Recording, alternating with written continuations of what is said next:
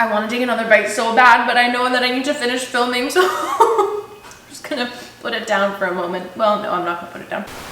Oh hey, my name is Nadia and welcome back to my YouTube channel. This week I'm showing you guys yet another family favorite recipe that just so happens to be the easiest, quickest, and yummiest cake you will have in your whole life, I promise. This cake is so good that we call it sex in a pan.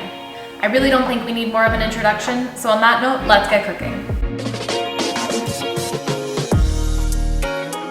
This cake has 4 layers, and obviously we're gonna start with the bottom, which is the pecan crust layer.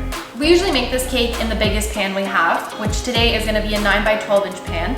And I would suggest that you use something that's a little bit deeper because, as I said, we have layers. This first layer, and the only layer that has to be baked, is a pecan crust layer consisting of ground pecans, melted butter, and flour. I'm gonna start off by taking 2 cups of whole pecans and just seeing how they fit in my pan. You want to make sure that the pecans cover the pan evenly, and by the looks of it, this is a good fit. If you were baking this in a smaller pan, you would obviously want to adjust the ingredients a little bit, maybe use less pecans, or you could use the same measurements and just have thicker layers. I promise you it's still going to taste really, really good. I'm going to grind the 2 cups of pecans and add them back into my pan, followed by 1 cup of flour and half a cup of melted butter. You might need to add a little bit more butter just to get the right consistency, but the rule of thumb is if you're kind of able to grab it and like it clumps and it'll stick together, you're good to go. I'm just using the palm of my hand to press this into the pan. I'm trying to make it as even as I possibly can. And then we're going to put this in the oven at 350 for about 15 to 20 minutes. And we can get started on layer number 2. The cream cheese layer, in my opinion, is one of the most important layers. This is where the cake is going to get most of its sweetness from, but it's also going to give it a really nice, dense, rich flavor. You want to use equal parts cream cheese and icing sugar. So in this case, I'm going to add 2 bricks of cream cheese and 2 cups of icing sugar. I like to beat the cream cheese first in a stand mixer fitted with a paddle attachment, and I always make sure to scrape down my sides before I add the icing sugar and after I add the icing sugar, because that way you don't get clumps and everything blends really nicely. Once it has a really nice creamy texture to it, I'm gonna add 1 teaspoon of vanilla and half a container of Cool Whip.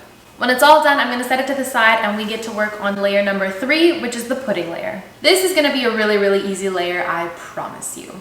I love the pudding layer for multiple reasons. The number 1 being that it is so easy, and then number 2 being that you get to lick the bowl after, which I think is the beauty of baking.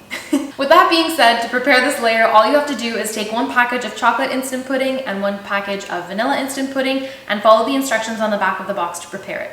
There is one catch though. You do want this layer to be nice and thick, so instead of adding the 4 cups of milk, you're gonna reduce it to 3 cups of milk. Once it's all done, you can set the pudding to the side and lick the bowl if you want. I definitely did. And we get to work on assembling the cake.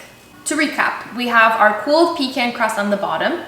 Then I'm gonna add all the cream cheese mixture and spread it out as evenly as I possibly can. And then we're gonna do the exact same thing with the pudding layer. Some people like to separate the vanilla and chocolate pudding into 2 layers within the cake.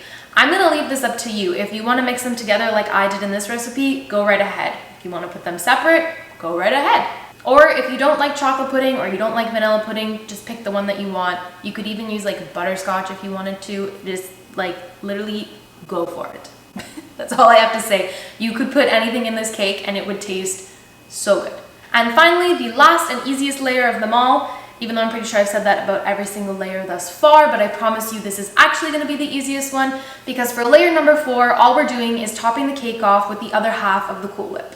You can spread this on top however you like. Some people like to draw designs with their forks. Some people like to make it wavy with a spatula.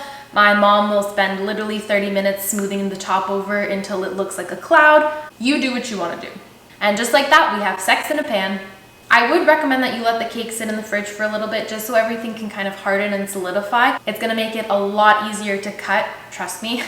As you can see here, it's a little bit of a mess when you want to cut it when everything's still really fresh. The first piece is always the hardest, so give me some slack. And honestly, the beauty with this cake is it doesn't matter how you cut it, it could be a complete mess and it's still gonna taste really good. With that being said, you can serve this cake with some grated pecans on top or 1 whole pecan. I think this looks really cute. Or you could even grate some chocolate on top. It's up to you. You could do a combination of all 3, none at all. Again, the world is your oyster. My piece has a whole pecan on it, which wasn't really by choice. My dad had the one with the grated pecan on top, and then Bubba came and took the one with the grated chocolate. So this is what I'm left with, but that's okay because like I said, it's still gonna taste really good. My mouth is literally watering. I wish you could see this right now. It's just like It's like eating a cloud. It's like eating happiness. This is happiness in a cake. This cake gets a 10 out of 10 from me. I don't think I have a single bad thing to say about the taste or the preparation process. I think if you were stepping into the kitchen for the very first time, you would nail this cake 110%. You can't mess any of it up, really. My mom wanted to let you guys know that she's been making this cake for longer than YouTube has been a thing. Somebody wrote the recipe down on the back of a New Year's Eve napkin, and she's been making it for years, and it has always been a huge family hit. So I promise you, this will not disappoint. These ingredients are really basic and simple, so if you did want to make changes, again, feel free. If you don't want to use pecans, you could always substitute them for graham crackers. You could also substitute the flour for almond flour. You could also use regular whipping cream instead of Cool Whip, which does tend to have a lot of sugar. My mom has made healthier versions of this, but I mean, something about this sweet one, it hits all the right spots. For such a simple and easy dessert, this cake definitely has a certain kind of elegance to it. I think it's the defined layers, but honestly, like, I can't recommend it enough. This is sex in a pan. That's all from me this week, guys. I hope you enjoyed this video, and as always, if you did, make sure to like, comment, and subscribe, and I will see you guys next Friday. Nope, coffee cake. We're good to go. Give the cake kind of a dense texture. A dense texture? Does it even do that? I don't even...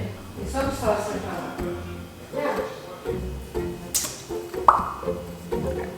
The cream cheese layer, cream cheese. Cake a really nice dense.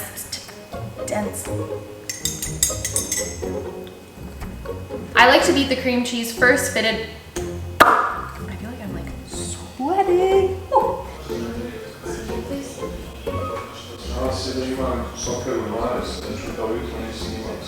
Listen.